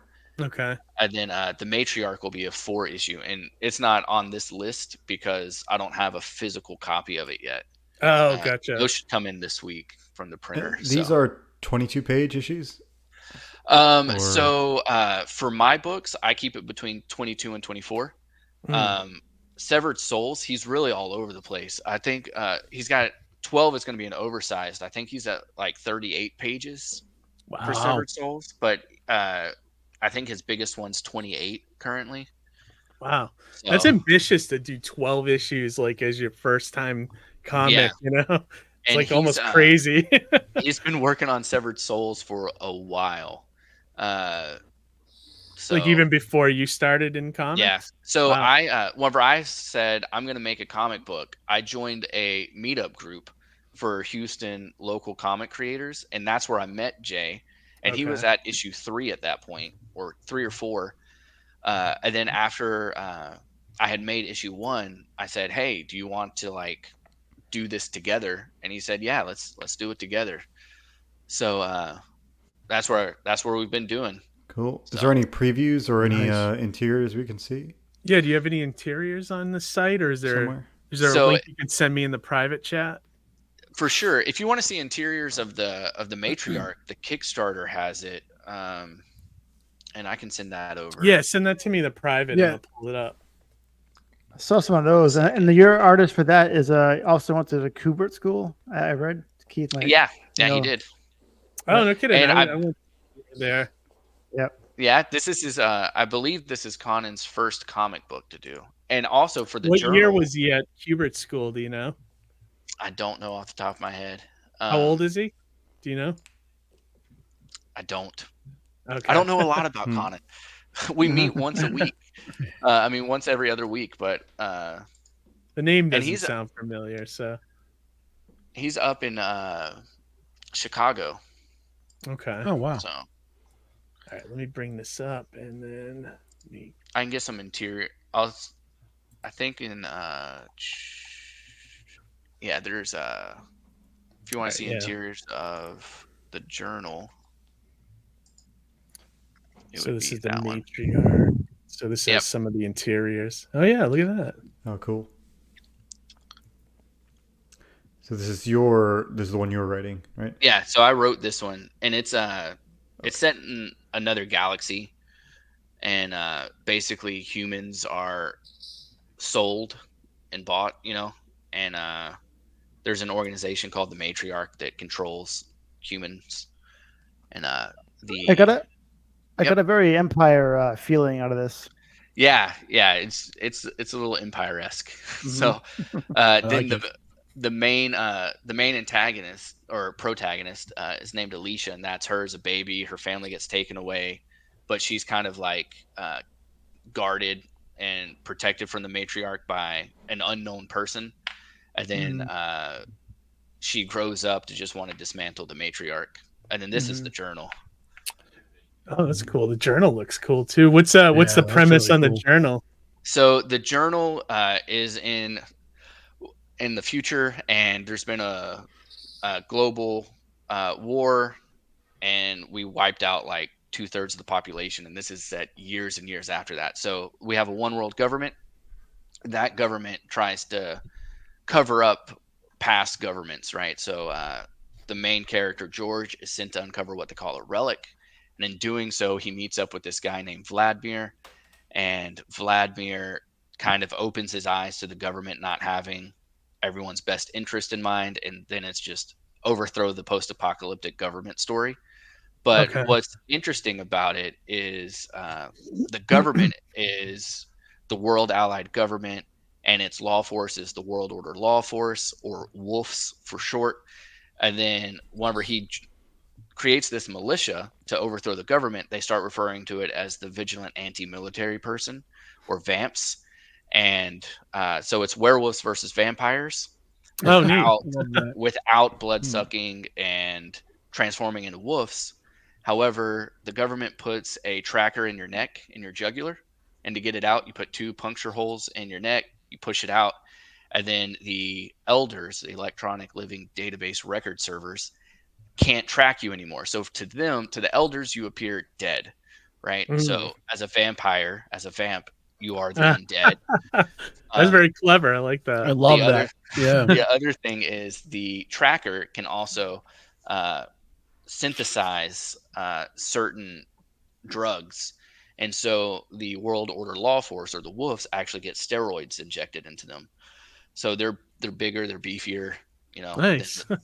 So They're getting That roided sounds- out. You get more Yeah. like animalistic, right? Yeah, that's great. yeah, they have. That's and cool. then after you remove the tracker, and your senses start to like develop differently, and so like Vladimir has super reflexes, and George ends up with like super strength and all this kind of stuff. So Yeah, Yeah, both that's these cool. look good, man. I Yeah. really like. Well, I'm a sci-fi guy. You'll see on my book, but some Matriarch looks pretty cool. I'm probably gonna check it out. So does the journal too, but I tend to go sci-fi when I And just Yeah. look for an just escape. a little bit about my writing style is also I'll get these vivid images in my head. So I know I give a lot of leeway to my artist, but typically one scene vividly happens in my head, and that scene I have to have kind of right. And so in the journal, the scene is a guy pushing over a server rack, like the bolts are just ripping out of the concrete, right? And so then I start building a story like, okay, how did that happen? And then I start, well, how did he get to there? How did that happen? All that kind of stuff. For the matriarch, I had a scene where she's trying to track down someone who took her parents, and it's a guy, and they get into a limousine, and she pulls out a switchblade and off with his bits that make him a man. Okay. Oh, So Oh shit. so yeah, so I built the whole story based off of that one scene where I'm just building, okay, why did her parents leave? Okay, why is this guy in a limousine who was he working for? Where did her parents actually go? And so that's how I build my stories. And so there's one scene in the Matriarch issue 1 where she does that in a limousine. I'm like, that needs to be fairly accurate to what I see in my head. Mm-hmm. I actually saw in a different interview that you did that you said that the Matriarch is a very special story for you. Is there some kind of meaning behind it, or? Sure. I don't think there's. It is a special story just because I have kind of this this idea of. Man, it's actually kind of tough to talk about, I guess. Oh, geez. All right, way to go, Harry. All right, you broke the guest. Thanks. Just the idea of like human trafficking and stuff really like kind of gets to me, So I'm like, man. Okay. And then I'm writing this story that, it's set in another galaxy, but essentially it's human trafficking, and there's a bit of a sex trade component to it. And then it's also my first story to write with a strong female lead. I've never really written female leads before, and so it just kind of the Matriarch feels very different to me because it's tackling issues that I haven't had to tackle in my writing before. So what prepared you for that? Just doing it, really, putting pen to paper and just writing it. And the Matriarch probably has some of the most rewrites. Just because I'm like, okay, do I really want to go that deep into this topic? And then like my Google search history also might put me on some government flags, So. Be fearful when you Google, because just say you're a writer. Yeah, right. I was going to say, did you consult a female at all when you were writing? Like, is there anything that you ran by, like a female friend or somebody? Oh yeah. I'm married and my wife reads all my stuff, and so so she could do the check and balance, like, okay, no, this doesn't fly, this, that, the other thing. Got you. That's awesome. It's good to have. Yeah, definitely. Harry's so prepared. It's like dude, I have a well, as you know, my nickname there. Yeah. Actually, Harry's got a full dossier on Johnny B. Yeah. Take a quick commercial break here. That's a great cue here. So, actually, here we go. Looking for something, Betty? For relief, Mrs. Rollins, try this. Preparation H. Pain, itching. Sure, try this. Preparation H. My nickname should be Preparation H because I really do. Look, I have a whole. I have notes here. Feeling better today, thanks to you in Preparation H. Back in form, Bill? Thanks to you in Preparation H. I would love to get your notes on me after the show. Oh, jeez. Yeah, no, Harry, send him the notes on. At least for his bio. I have a hard time writing about myself. Johnny's died. That's great. Well, I have, I saw that you're a father of three, 3 kids. Oh yeah, I am a father of 3. My youngest birthday is tomorrow. Oh, cool. Awesome. Taurus. Damn, I wish I didn't screw up. Then you'd have a whole bio for Joe too. Yeah, no, I'm sorry. Next time, Joe. You'll have a dossier on you. I gotta make a T-shirt out of that. I gotta get that graphic from Amy. Oh my! Yeah, right. We need some show merch. Right. Preparation H. Buy it on YouTube. That's good. Johnny, are you still cracking up? So funny. I can't help it. It's hilarious. I gotta thank Amy for like coming up. No, with that was that's awesome. I thanked her when I saw her over the at the convention there. It was pretty awesome. Harry, I used to be the one that take diligent notes. I'm glad you took over because you brought us the beauty of the Preparation H. Right. Oh, it's great. Yeah, and well, Sorry, he does guys. that all That on was his good. own. I send him a couple links. Like usually, if it's a Kickstarter, I'll send. Well, the I hate to link not be to informed. You Kickstarter. know what I mean? Like I was telling Johnny over the week. I probably shouldn't be saying this, but back in the day, when I used to date a lot, before I called the girl or whatever, I had like a zillion notes, like questions to ask her, and or things or possible topics to talk about, because I hate like like silence, or no, nothing, nobody's saying anything, or the what do you want to do? So what's new with you? Yeah, I just want to like have specific bulleted things to talk about. So there's like no, awkward silences. I hate that. So Yeah, there you go. Were you a Boy Scout? What was that? Were you a Was Boy I? Scout? Oh no, but I do No? have a Swiss Army knife though. Well, And their motto is always went to my- prepared. So I went to my Yeah, sister's. right?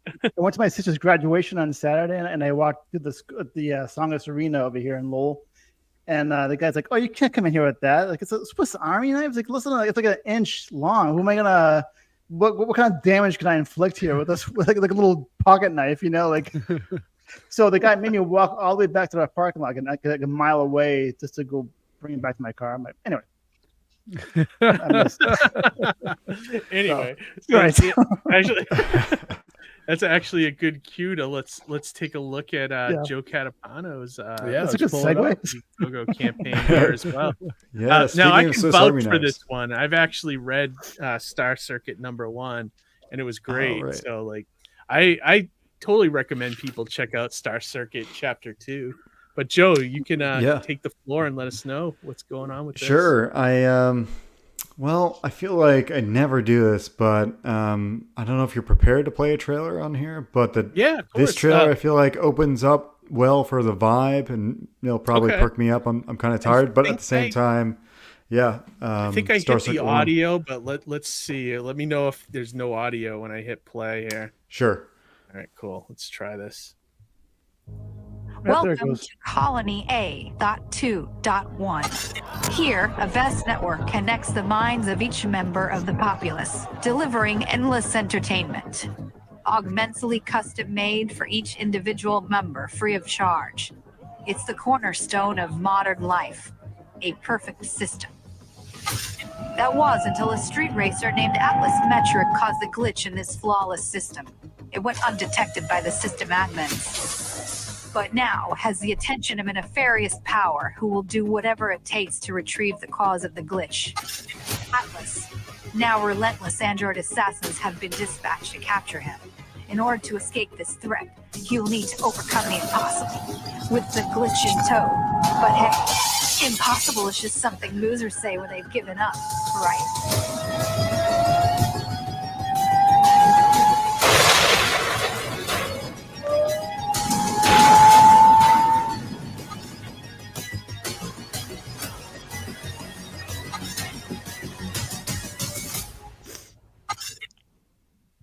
That is awesome. That's Joe. pretty cool. Yeah. Yeah. That's impressive. That's a very well made trailer, my man. I can't take credit for it, but I used the same guy as last time. Ted Zagaro was great at that energy, and that's kind of like why I always forget to play it. So like sometimes I go through the whole stream and forget to play the trailer, and so I wanted the vibe to kind of perk me up a little bit. But yeah, book 2 is out, and people are liking it, and we're getting a lot of repeat people, which is good.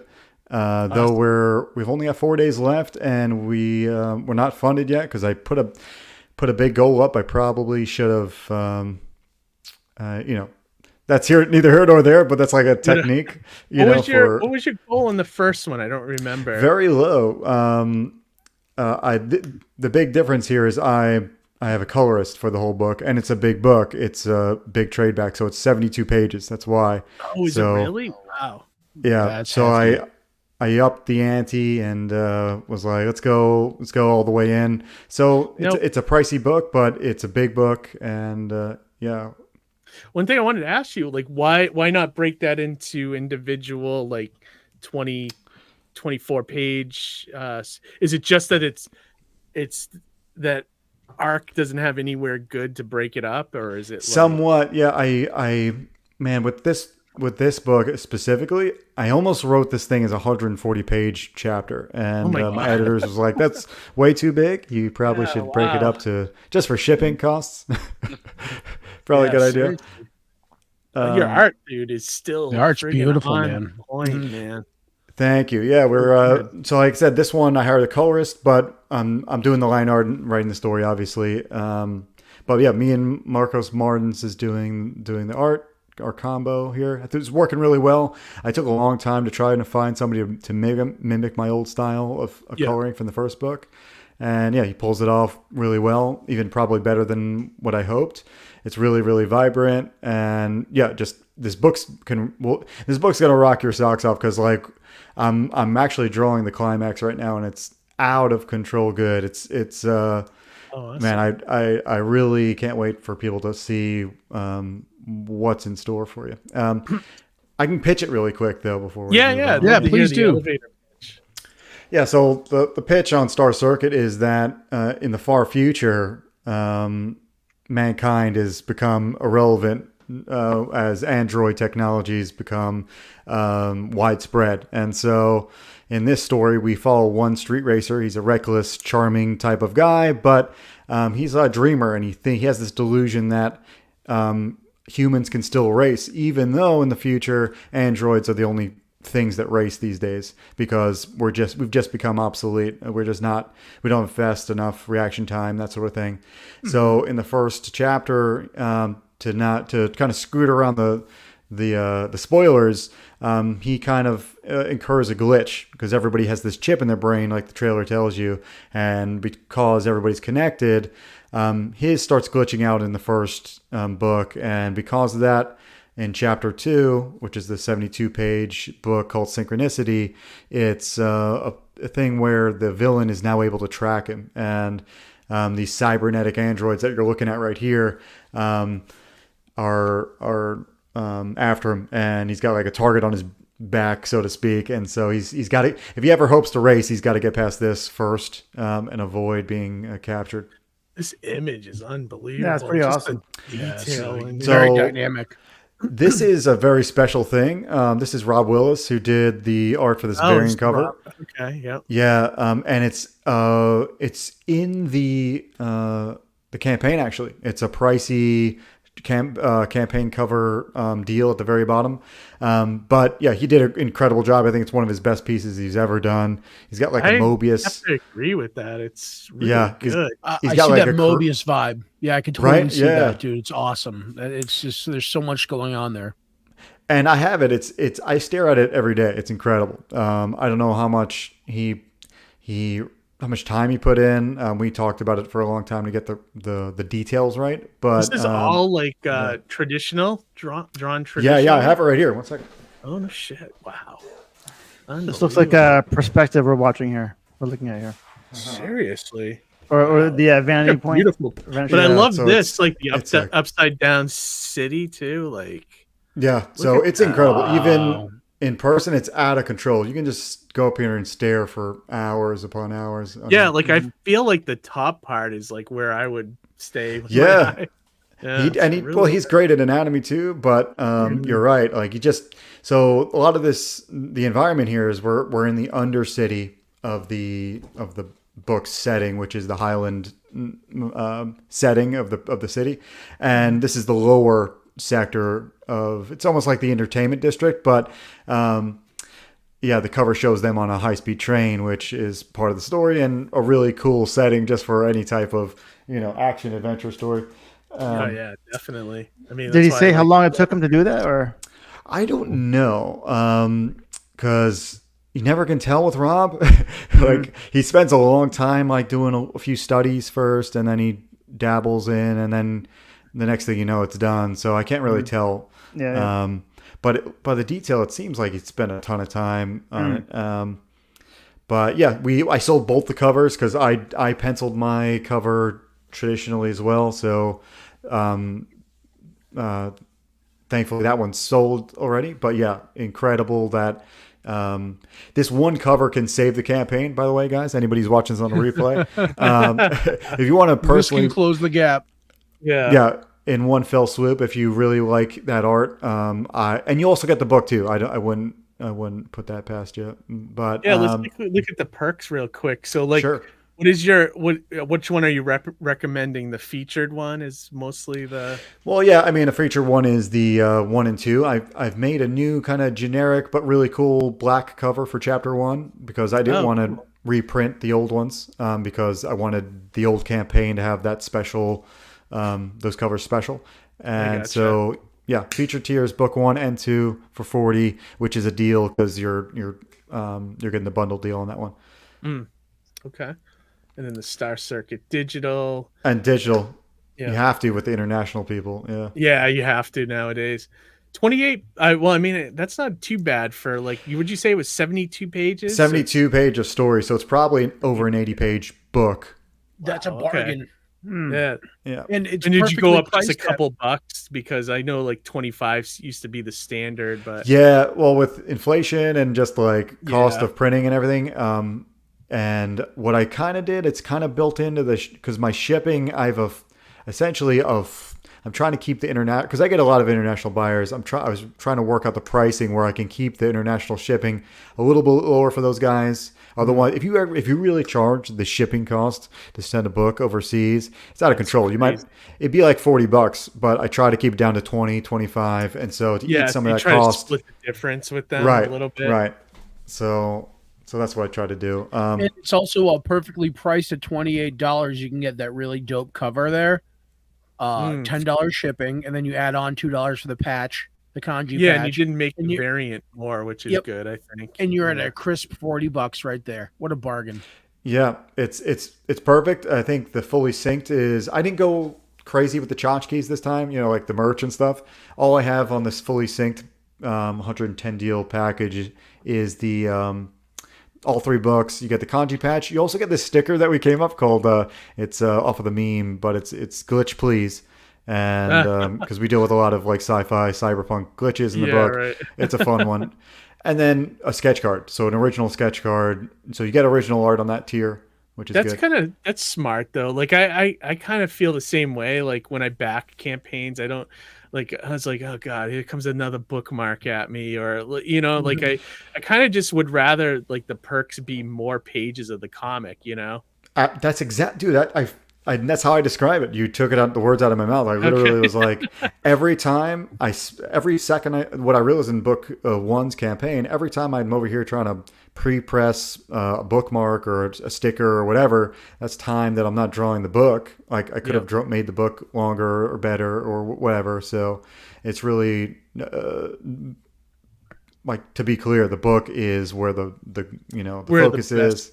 Yeah, exactly. Yeah, like I think when I great. do another one, I'm gonna maybe tone down or try to do like what you did and tweak it down to like a couple things, Yeah, try find to something unique or something, Right. And I think what my plan was, like, we did 3D printed bikes and stuff last time afterward. Yeah, you I went think nuts with the last one. Yeah, man, we went crazy. And so this time around, I freaking slimmed it down. If I want to do other things, I'll make a totally separate campaign for that. But I meant to ask too, did you get killed with shipping on that first campaign? Dude, well, on 2 separate type of levels, yes. One, because I didn't realize the big number up front on top of Indiegogo's, the funding goal that includes shipping. So I didn't think about that up front. And skewed all my numbers wrong. And then after that, also, I was a little bit off on my shipping cost too. So I did get hit pretty hard. That sucks when you have to pull it out of your own pocket, Yeah. That was There your was first other- campaign too, right? Wasn't it? Yeah, that was your first one, yeah. Learning Dude, curve, man. That's kind of always how it is. Things you do in hindsight. I learned a things lot, like, and I you would've could tell done it everything, different. every choice I made this time around, a slimmer campaign, Yeah.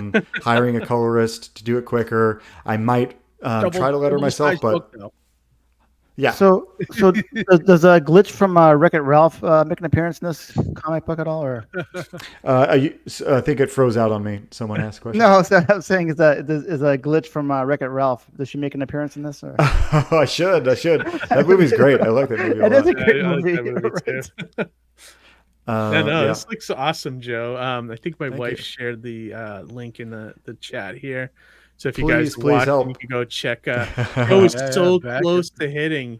He's literally like 800. Like was it 700-800 away? Yeah, under 800. And it goes up pretty quick because if you get if it's new people coming in, get some backers. Oh, nice! Right. We got you at 92%. Heck yeah, guys! This is incredible. Like we said, we move the needle a little bit, right? Yeah, we always move it a little bit. So that's This also kind of reminded me of Star Trek, Discovery. So not the glitch, but they have a thing called the burn. You know that happens like The burn? The I'm not familiar. Yeah, well, I'm barely familiar with it. I just watched it. I watched a few episodes, and I'm like, something happens that the burn is. I'm not sure what the burn, but some kind of explosion or sounds something. Like terrible writing to me. No, I haven't watched it, but everyone tells me mixed it's a pretty things good about show. it. Yeah. I've heard it's good, and then I've heard it's awful. So I it's one of those ones I'll have to watch one day. I just like that one alien, Saru, that guy with the guy that plays like all the weird aliens in the movies, like the Doug Jones. Yeah, she's awesome. He's Saru in that show. It's pretty. I love the way he walks. The way he oh yeah, everything is amazing. Yeah, like extra long arms or something. It's like pretty awesome. That's awesome. Awesome. Yeah, so check out Star Circuit, everybody. Thanks. I mean, like I said, Johnny, you read #1 too, didn't you? Yeah. Like, again, it was great. It reminded me of F-Zero for some reason. That SNES game. That is my biggest era kind of vibe. F-Zero was my big game as a kid. I didn't own it, and my imagination every time. The music on F-Zero was like the shit. Yeah, so great. Like we play that soundtrack sometime in the shop when we were working. Is that good? Oh yeah, get you pumped. Dude, so many good soundtracks on Super Nintendo. Great stuff. Absolutely. That was the system too. Man, miss that. Yeah, they went above and beyond. They did. But yeah, thanks for and we got some backers. Thank you, whoever out there backed it. Really appreciate it. It's really a close story to me because I didn't realize I don't know how you write, Johnny, but like I write off a theme. Like that's kind of how I learned off of Brian McDonald. I don't know if you know that guy. But he wrote the book Invisible Ink and another couple books, but pretty much talk about writing story off a theme. And this whole book's about like creating connections and finding purpose again in like the purposeless future. But yeah, it's mostly about finding connections to people. Nice.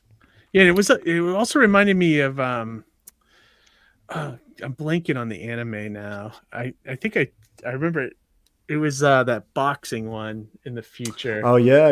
Megalobox, I think. What was it? Megalobox? Is that Megalobox? Yeah, it reminded me a little bit of that too. I think that's a really good anime. It's a one shot. Anybody should watch that. It's like it is. It's only like 12 episodes, but it's very really short. Good. You'd love it. Anybody would love it. It's like it's pretty much Rocky, but like a post-apocalyptic world, and like you have to box for like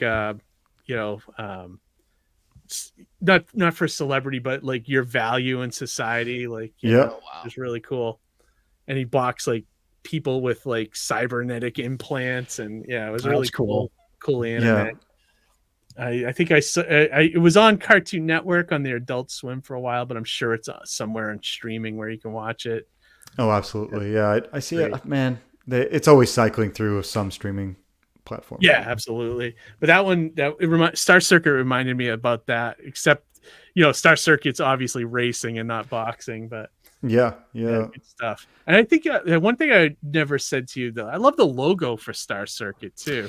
Dude, that's so funny that, I was just talking about this like 2 weeks ago, because as I show it to more and more people, it's literally, I need to do a poll because I don't have anybody in between that are just like, it's okay. Like either people hate it or they love it. Oh, really? So I really appreciate your being one of the lovers. Okay. But yeah, some people are just like, it's not right. It's not, you can't read it. It's one of those logos where if you don't know the words right up front, it's not the most readable. But once you know the words, it's next level. I think at that point. Also, I think that's a pretty good logo too. I think that logo is pretty good. I'm sort of I like it because it is hard to read because people have to like get up close and take a look at it. I don't like things being so obvious. Like here it is. It says this. Like there was a guy that I at work that he wanted me. He's like, "Oh, Harry, you draw, right?" I'm like, yes, it's like, so I'm thinking of can you draw a picture of a guy playing cornhole, and I'm like, all right, because he like found his love for cornhole recently, so he's like, so can you draw a guy throwing cornhole and saying finding the hole? I'm like, sure, but obviously I can't draw it straight on because the guy would be like an inch tall, on a shirt, you know what I mean? If I draw it to scale, so it would have to be, I was trying to explain to him my vision of it, because the second he said it, I already had a picture in my head. I'm like, all right, I can't really explain it. It would have to be over your shoulder. I'll draw you, you know. So I'm like, how about you just stand right here? So I got behind him, took a picture of him, made a silhouette of him, you know, had him throw the thing in the cornhole, and I wrote that saying, and I had the entire background in orange, kind of like your background at your place in your wall. Yeah. I had it all in orange, and him as a silhouette, and it's like, and the silhouette, you know, the orange was like a skyline with like orange ground, and everything. It's like, hey, I like it, but I don't get the orange. I'm like, for the background, the grass should be green, the sky should be blue. I'm like, yeah, it should be, but I'm trying to be different, you know. It's like I'm trying to capture the person's like attention, you know. Yeah, the artistic, right? He didn't get it, so he's like, integrity. He had me change it back to, you know, make it blue sky. I'm like, all right, boring, you know. Yeah, I like logos that are a little bit more creative too, right? And you know, yeah. just Like in whenever general. anyone ever says your logo is bad, show them this one. I've shown this on the show. Like, Let's see it. months ago. Show them this one. like, Whoa. like, can you even read that? Oh, that's a bad logo. Is that 10? What is it? A number? It's supposed to say Orc Island, which you can kind of see. After. Really? Yeah. Orc Island. That's too. Isn't that horrible? I mean, look, like this is like. That's great art too, and it is. But that's like that. Look at that. That's like Da Vinci Code. You gotta like. Yeah. Solve it. Isn't that Wow, crazy? Like, and it's put out by Bad Idea, which, you know, I mean, Joshua Dysart and Alberto. Yeah, man. Are like, they're in Matt Hollingsworth. They're all like major creators, you know. I don't know how any of them let this logo go. Yeah, by. I'm gonna point that out. You gave me ammunition. I appreciate it. Yeah, I cannot. I still to this day cannot believe that was put out and published. It's such a bad logo. Wow. It's not really. It's just bad lettering. You know, like a logo should be like a simple image. You know what I mean? Like you gotta be able to read it though. Like, well, yeah. You know, and I could read Star Circuit right from the get go. So I don't know. I kind of like it. You get the feeling of a racing property. Yeah, I think it's got everything it needs. The only thing that I would maybe change the next time around is make the line between the two eyes wider? a little bit like either wider or thinner, just to make it maybe more readable. I don't know. But yeah, I love the logo. I maybe down the road, if I like get a huge some sort of deal, if I have to sell Star Circuit, but they want to change the logo, I'll do it, you know. Yeah. But besides that, yeah. Amy said Orc Island hurts her brain. Old Roland says, as long as it's legible, any title design is good. And Sherry, thanks for joining our show. They went to creative interpretive dance of logos. Yeah, I definitely say, yeah, that's for sure. You know, did you do your logos, Johnny, or who does logos for you? So I did the Matriarch and the journal. I had made something, and then my artist John kind of tweaked it a little bit. But yeah, cool. Yeah, they're pretty good. I was going to say, I liked the logo for the journal. It feels like it matches the tone of the book from the covers. Yeah. You know what I mean? Yeah, it almost both reminds the me of the logos logo for should. Supernatural, you know, where it's kind of just like straightforward, you know? I feel like the logo should match or give you the feel of the book itself, you know? Yeah. I agree with that, because that's one of the first things you see is, you know, other than the art, like the way the masthead plays with the art, you know? So yeah. So definitely. does that mean when you read Orc Island, it gives you anxiety? it gave me a slight eye twitch. Yeah, right. Yeah. It's like, what is this book? It looks awesome, but I don't know what the title is. That book for the Penguins. Forget about it. Yeah. It's wild. Like I can't even believe that someone let that out. Yeah, you should have did a contest to figure out who could figure it out. Like first. A better logo for that. Or no, just to read it. Yeah, live on the air. I think if you didn't help out, I don't think I would have got it. Right. It's that bad. There's a TV show, MILF Island, I think. I don't know what that logo looks like. I gotta see that logo than that one. Hopefully. All right. It's a real show, by the way. I heard they like advertise. Isn't there one on Max, like Fuckboy Island or something? Whoa, Jesus! I had no idea about that. Yeah, it's like something like that. Fuckboy Island. I got to tell you, I finished that one. I watched. Did you all 3 watch it? seasons. Did you watch it? Oh, well, I like that. I like Nikki Glazer. I think she's hilarious. And She's she the was reason I host watched on there, right? Yeah. She's the reason to watch it. Yeah, Yeah. that's what I figure. Like I I did didn't a watch lot of fast forward because I just Yeah. want to see like the ending and these girls making really stupid decisions in my opinion. But That's what reality shows are all about, right? Yeah. well, speaking of the Patriots, Johnny C. Yes. She does Nikki Glazer does does pretty well in that roast of Tom Brady. I It's watched pretty- that roast. Oh, I did- watched oh, all yeah, I 3 heard- hours of I heard that. she's like the Yep. standout on that She one. was right? Yeah, probably right. the best one. Yeah. Yeah, Really? The- Wow. She was the best one. Randy Moss was the most modest one, like humble kind of, because he Mhm. wasn't really up there doing jokes. He was just like, "Hey man, where's my ring?" oh, yeah. A lot I of like- the I like most her- cringiest thing was Robert Kraft and Oh, right. He's pretty and cringy. Belichick He's pretty- trying to toast together. Yeah, And they Oh, just God. like Belichick was not having it at all. I like like, Nikki at all. Glazer's 8-ring joke. Yeah, I'll And, have to watch that. Julian Even Edelman though was like pretty I good don't on it, really too. give a shit about football, I still like a good roast, and I probably won't get most of the jokes. But The I'll most watch it. shocking thing was Jeffrey Ross said something about Robert Kraft in like a massage Massage. parlor. Yeah, And Oh, you really? and so Tom Brady gets up to the podium and leans in, and you can hear it on the mic. He says, "Don't say that shit ever again." Really? Yeah, and he's- Yes, Oh my it's God. so bad. It's so bad. Wow. It's so bad. Yeah. Huh. I gotta watch this shit. Wow, amazing. But tonight's been really special for sci-fi fans because we have Star Circuit and the Matriarch, 2 really awesome looking sci-fi books Yeah, that are absolutely. available I'm gonna start for wrapping fans up. out there. We've been going. It's almost the 2-hour mark, if you can believe it. Flew It right doesn't by. feel like Yeah. we've been that live that long, but I'm going to start to wrap up here. First of all, I just want to say, everybody out there watching, check out Joe Catapano's campaign, Star Circuit. The link is in the description here, and I will fix the video. So if you're watching this tomorrow, his link to the campaign will be in the description of the video as well. So you Awesome. can check it out there. Help him get it. He's got 4 days left, and he needs less than $700 to hit that goal. So we can do it, guys. Yeah. Definitely check it out.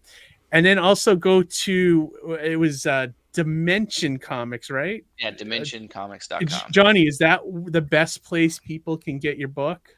Yeah, so we sell at conventions and we sell online. So if you want to pick up since the Matriarch's Kickstarter's already done, if you Yep. want to pick up the Matriarch, you're going to have to wait for it to be posted there, which will be very soon. And we have a mailing list you can sign up for when new product hits the shelves. But like the journals on there, Severed Souls is a great book if you're into history. So Cool. Nice. Oh, is And the you guys link- have a is that- Patreon. yes, Jay Gillespie runs a Patreon page as well. And the link for Dimension Comics is also in the description of the video if you're watching this tomorrow. So Cool. check that out. Definitely going Johnny. to wait for Matriarch. For sure. Yeah. So you said you're going to do another Kickstarter soon, Johnny, for that? So we've already started issue 2 Okay. for the Matriarch. So we'll have a Kickstarter for issue 2 probably next year Awesome. sometime. So Cool. Very cool. Awesome. And Oh. so as we start to wrap up, guys, if you want to shout out anything else like social media links, I would say go for it. I'll let you go first, Joe. You guys? Yeah, well, social media for me is Twitter and YouTube. So Twitter, I'm Catapano Art. Is it showing on my? I don't know if you have your. Yeah, right underneath my name is my tag for that. On YouTube, I've got a growing YouTube channel that is doing pretty well. Out of this year, I think they're promoting smaller channels, which is good for us. I'm doing a lot of new videos. I've kind of figured out a new drawing workflow right now, so I'm making a new video there on YouTube. I'm Good Joe Art on YouTube, and so check that out. Really appreciate it, guys. You changed it. Yeah. Huh? You guys were the Art Bros or something for a while. Well, right? that was the streams that we were doing. It was on my channel, okay. so it worked out. But we both needed to buckle down. And yeah, promo streams are great. I love helping people, but like you just don't get as much work done doing a consistent promo show every week. Right, yeah.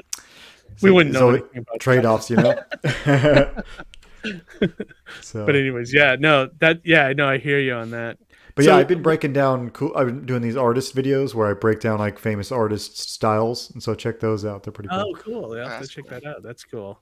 like famous more comic artists or just any? Yeah, comic artists. So I think I did Jim Lee, and then I did a group of 5. The last one, I think Turner and Dan Mora and Trad Moore. A lot of different guys. Yeah, I love Dan Moore. Cool. I think he's an awesome artist. Dan Jim Moore's Lee, great. I'm kind of, I can go back and forth with. I don't know. Are you a big Jim Lee guy? I started with Jim Lee, and he'll always have a strong place in my heart for that reason. I mentioned it in the video, but yeah, I think he's got like whatever he does, the Jim Lee-ness. When you match him up with Scott Williams, he's great. Like I don't think that's true. When he has a good anchor. Scott is great. One thing that drives me nuts about Jim Lee, like he can't draw normal people like normal. Like a guy walking in the streets in the background's like ripped to shreds, you know, like that stuff drives me a little crazy. But I don't mind him. I think out of all the Image guys, he's probably the best one, like easily him and McFarlane, you know. So yeah, I think I mean Silvestri, is he counted in that? Yeah, I guess he would be. Yeah, Silvestri. I think it's Jim Lee and Silvestri for me that I really love. Gotcha. Which kind of lends to Michael Turner as well, but yeah. No, and Dan Mora, man, he came out of nowhere and he's freaking awesome. His artwork is good for sure. So yeah, awesome. And Johnny B, did you want to shout any of your socials where people can find you? Yeah, so Dimension Comics has a Facebook and an Instagram. I have my own personal Twitter, Instagram, and Facebook. Twitter is Busa22, I believe. Then Busa? if you just Busa, Booza, yeah, cool. Yep. And then if you find me on Instagram or Facebook, it's probably John Busa, Busa. So gotcha. Awesome. I'll try to follow. I think I'm already following you everywhere, Joe. And okay, Johnny, I'll try to grab your socials and add them to my stuff as well. Yeah, absolutely. Awesome. And then Harry, you have anything you want to shout out this week? Not much going on really. Just be careful when you're using your bank card out there. There's a lot of crime happening everywhere. You know, I guess that kind of the theft is pretty prevalent nowadays. So just be careful. And people put little skimmers and ATM machines, and they have little cameras now. They can see you punching in your number. So just a little PSA, and I'm just happy. It was nice meeting you guys. Virtually. Same. Yep. Yeah. It's good to have you. Awesome. Johnny, anything you want to shout out? Nothing in particular aside from I wanted to just extend a big thank you for Johnny B and Joey C for coming on the show and for taking time out of your day. We really greatly appreciate it. Thank you for sharing your projects with us, and the door's always open to have you guys come back for the future. We'd love to have you. Yeah, and congrats on 1K. Yeah, definitely. Thanks, guys. Yeah. Should we play the video of me of watching the 1K again? The rerun of the video. Yeah, my wife did you see it earlier, Joe? No, I haven't. I want to see it. Might as well rerun it one more time. Yeah, because it's not like we'll be able to play it too much after, Yeah. All right, here it is. Next one.